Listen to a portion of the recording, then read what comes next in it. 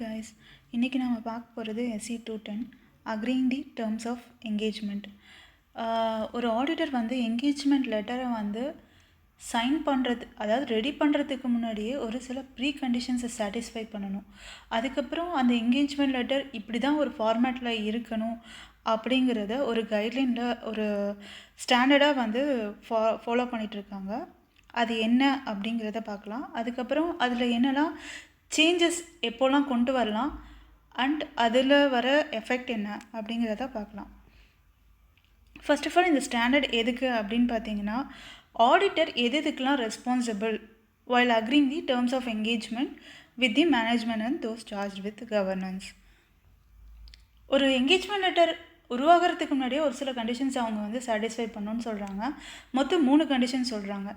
ஒன்று வந்து financial statement, அதாவது P&L பேலன்ஸ் ஷீட் அந்த ஃபினான்ஷியல் ஸ்டேட்மெண்ட்டை ப்ரிப்பேர் பண்ணும்போது அது வந்து ஃபினான்ஷியல் ரிப்போர்ட்டிங் ஃப்ரேம் ஒர்க் படி தான் வந்து ப்ரிப்பேர் ஆகிருக்கணும் அப்படிங்கிறாங்க.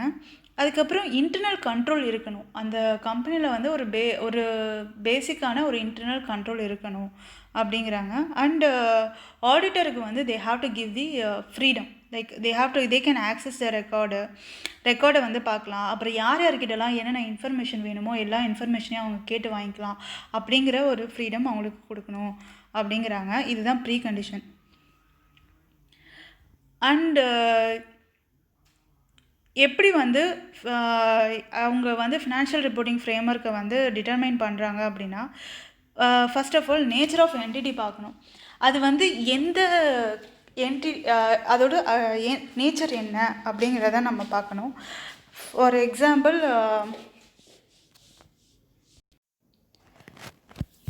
அது வந்து ப்ராஃபிட் ஓரியன்டா இல்லை நான் ப்ராஃபிட் ட்ரஸ்ட்டா இல்லைனா வந்து பிஸ்னஸ் ஃபர்மா அப்படிங்கிறத பார்க்கணும்.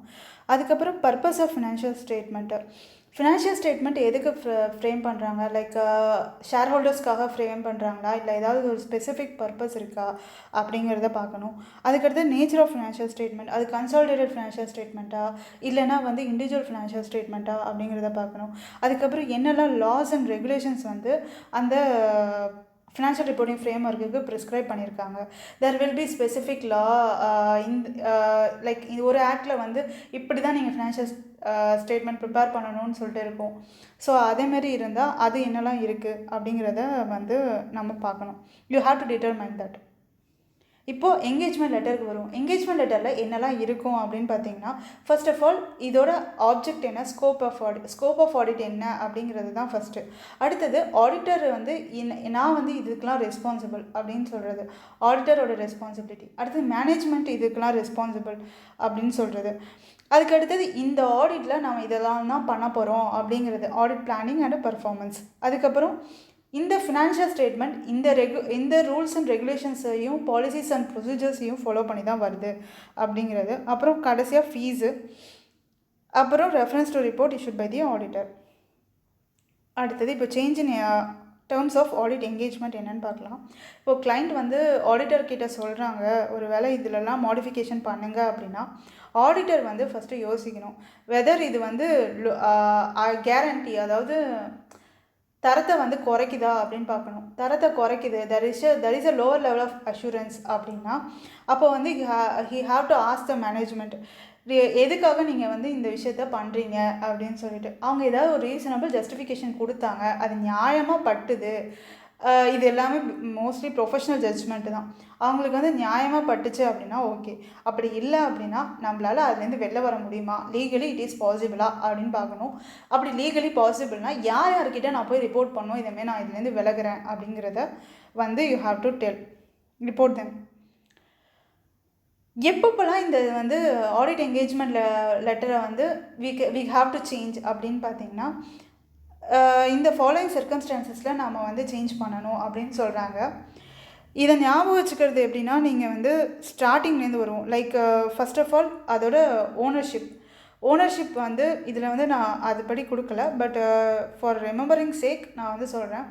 ஓனர்ஷிப்பில் ஏதாவது ஒரு மாற்றம் ஏற்பட்டாலோ இல்லைனா சீனியர் மேனேஜ்மெண்ட் ஏதாவது ஒரு வந்து மாறினாங்க அப்படின்னாலோ இல்லைனா வந்து ஃபினான்ஷியல் ரிப்போர்ட்டிங் ஃப்ரேம் ஒர்க் அந்த ரூல்ஸ் அண்ட் ரெகுலேஷன்ஸ் ஏதாவது மாற்றினாலோ இல்லை ரிப்போர்ட்டிங் ரெக்குவயர்மெண்ட்டை மாற்றினாலோ இல்லை அதோட நேச்சரே மாறுது, என்டிட்டியோட சைஸ் மாறுது அப்படின்னா, இல்லைன்னா வந்து ஏதாவது மிஸ் அண்டர்ஸ்டாண்டிங் நடந்துச்சு ஸ்கோப் அண்ட் அப்ஜெக்டிவில், அவங்க ஒரு மாதிரி புரிஞ்சுக்கிட்டு கொடுத்துருப்பாங்க, இவங்க ஒரு மாதிரி புரிஞ்சுக்கிட்டு அதை நடந்திருப்பாங்க. ஸோ அதில் ஏதாவது மிஸ் அண்டர்ஸ்டாண்டிங் வந்துச்சுன்னா அப்போ வந்து வி ஹாவ் டு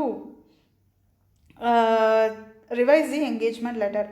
அது வரைக்கும் we can give the engagement letter like அதே சேம் என்கேஜ்மெண்ட் லெட்டரே நம்ம வந்து வேலிடு அப்படின்னு சொல்லலாம். திருப்பி திருப்பி மாற்றிக்கிட்டே இருக்க வேணாம், திருப்பி திருப்பி வந்து என்கேஜ்மெண்ட் லெட்டர் கொடுத்துக்கிட்டே இருக்கணுங்கிற அவசியம் இல்லை.